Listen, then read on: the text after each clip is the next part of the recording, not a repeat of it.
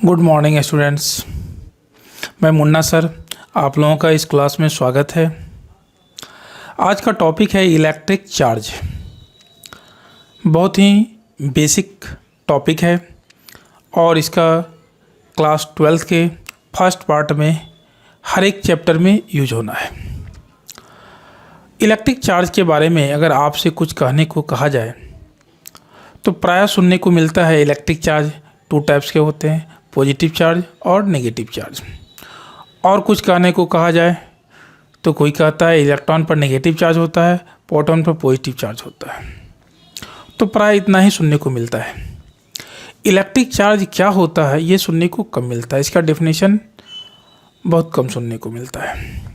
तो आज हम लोग इलेक्ट्रिक चार्ज के डेफिनेशन को समझेंगे, उसके डेफिनेशन को डिस्कस करेंगे। किसके डेफिनेशन को? इलेक्ट्रिक चार्ज के डेफिनेशन को। तो इलेक्ट्रिक चार्ज के बारे में हम लोग बात कर रहे हैं आज। तो electric charge electric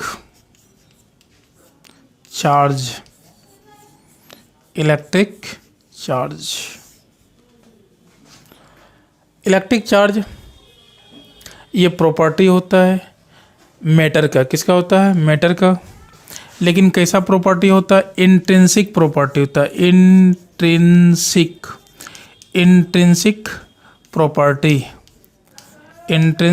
property of matter. Matter समझते हो? द्रव्य पदार्थ जो स्थान छेदता हो, जिसके पास मास हो, वह मैटर कहलाता है। और उसका कैसा प्रॉपर्टी है? इंट्रिंसिक। इंट्रिंसिक का हिंदी मीनिंग होता है अंतर्निहित, सबसे अंदर विद्यमान। इसका मतलब है इलेक्ट्रिक चार्ज के अंदर कुछ नहीं होगा। इलेक्ट्रिक चार्ज किसी से मिलकर बना हुआ नहीं होता है।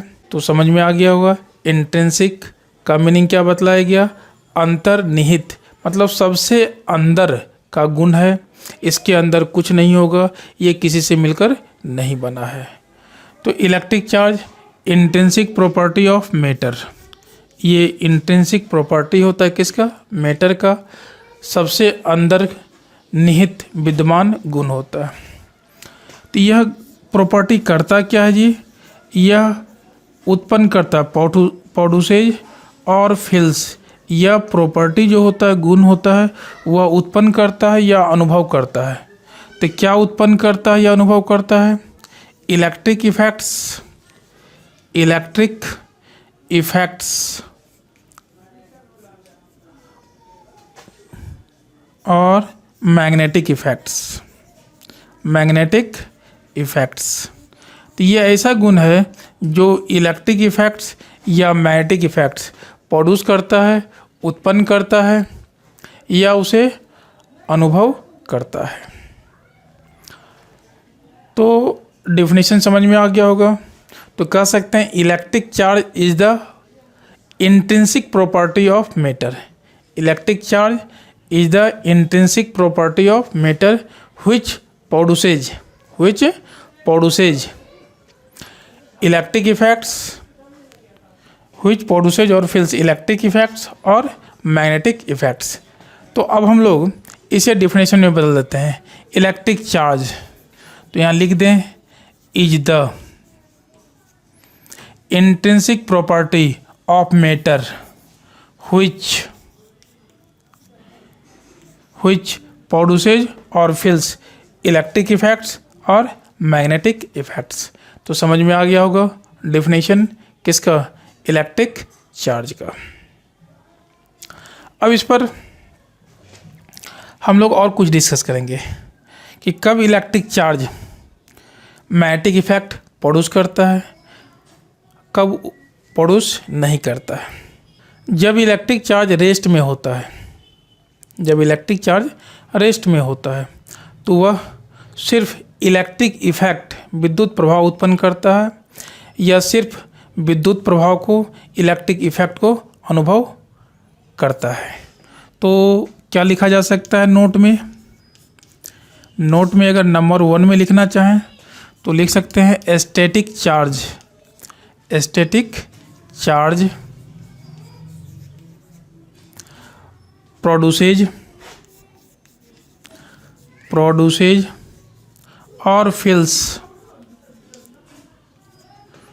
only electric effects।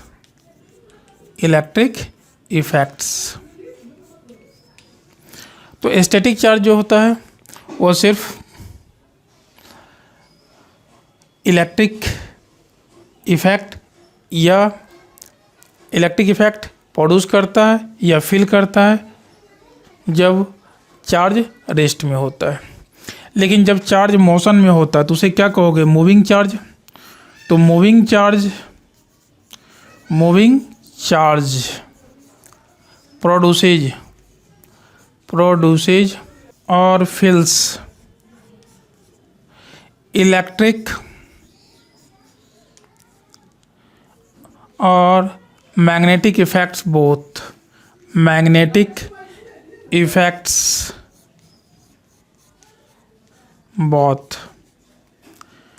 तो समझ में आ गया होगा।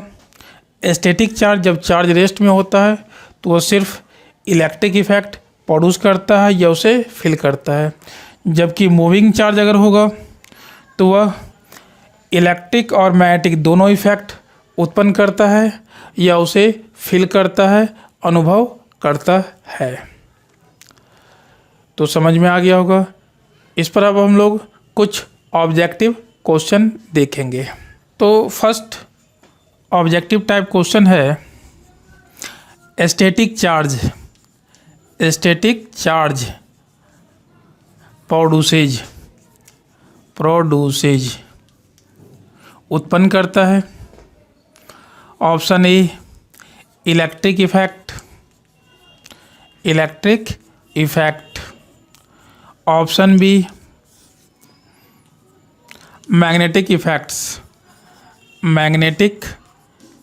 Effects, option C electric and magnetic effects both, electric and magnetic effects both. D है नन। तो देखोगे क्वेश्चन क्या है, static charge produces, static charge उत्पन्न करता है। Option A electric effects, option B magnetic effect, option C electric effect and magnetic effect both. D none. तो अभी हम लोग पढ़े थे स्टैटिक चार्ज सिर्फ इलेक्ट्रिक इफेक्ट प्रोड्यूस करता है या उसे फिल करता है। तो ऑप्शन कौन सा होगा? ए। समझ में आ गया होगा। अब हम लोग नेक्स्ट क्वेश्चन देखते हैं। तो नेक्स्ट क्वेश्चन नंबर 2 है, मूविंग चार्जेज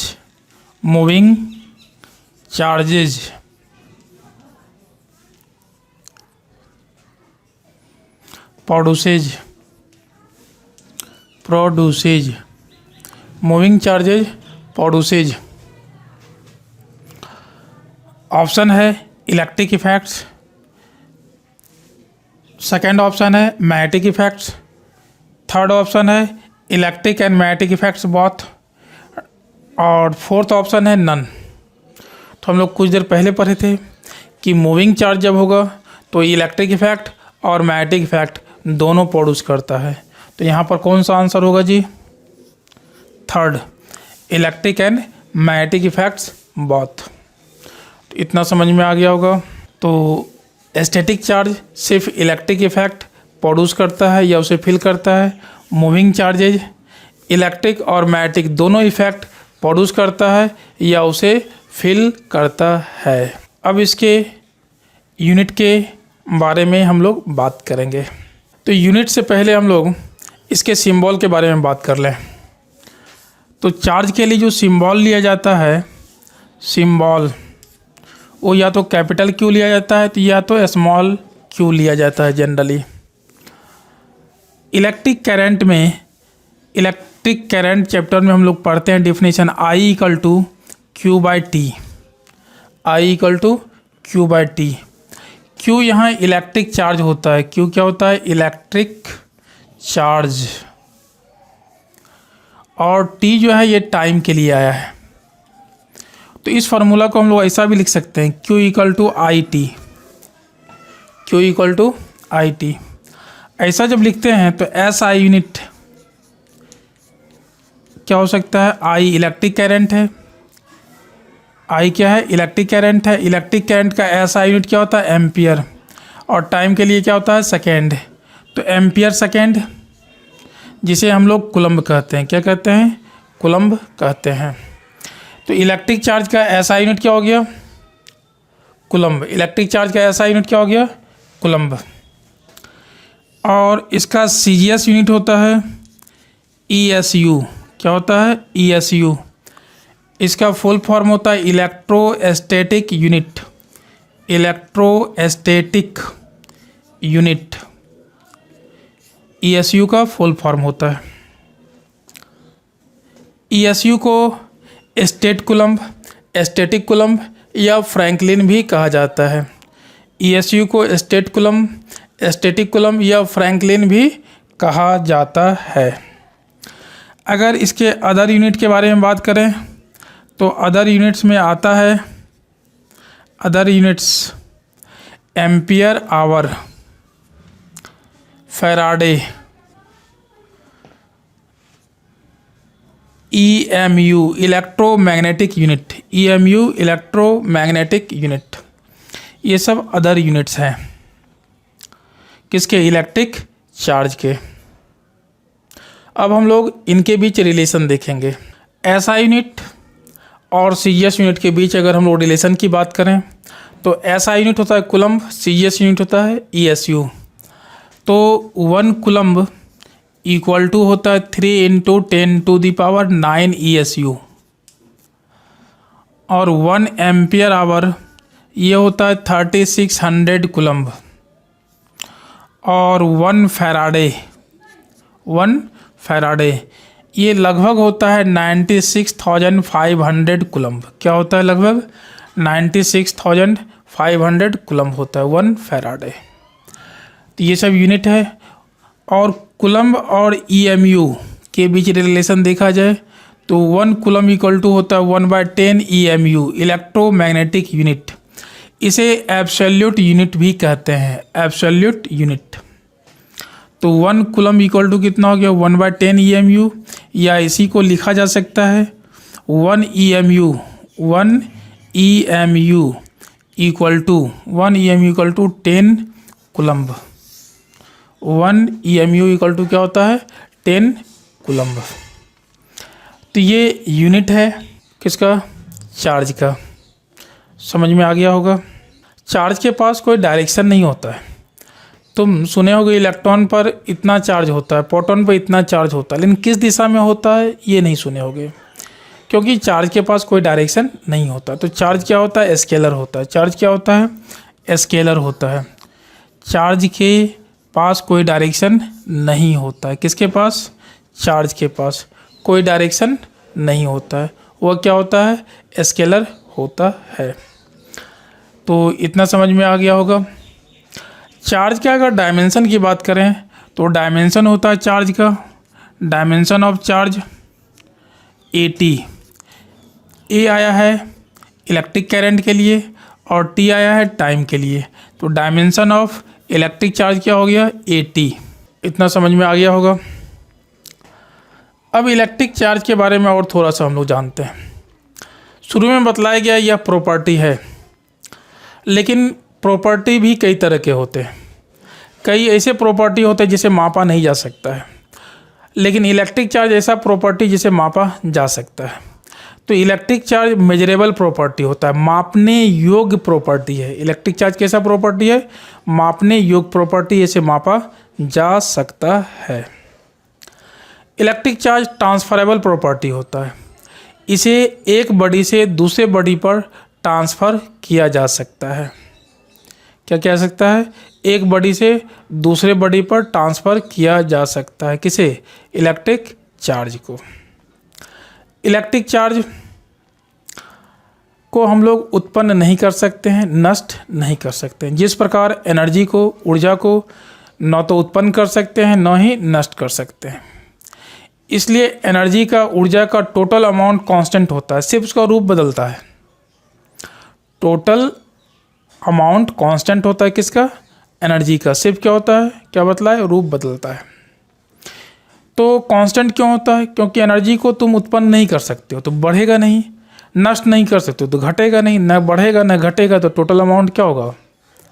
कांस्टेंट रहेगा। ठीक उसी प्रकार से इलेक्ट्रिक चार्ज को तुम उत्पन्न नहीं कर सकते हो, ना ही तुम उसे नष्ट कर सकते हो। तो उत्पन्न नहीं कर सकते हो तो बढ़ेगा नहीं, नष्ट नहीं कर सकते हो तो घटेगा नहीं, तो टोटल चार्ज क्या होता है? कांस्टेंट रहता है।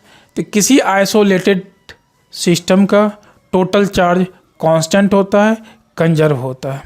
इसका एग्जांपल हम लोग देखेंगे आगे केमिकल रिएक्शन में या न्यूक्लियर रिएक्शन में। इसका एग्जांपल देखने को मिलता है कि टोटल चार्ज क्या होता है किसी आइसोलेटेड सिस्टम का, अकेले सिस्टम का कांस्टेंट होता है।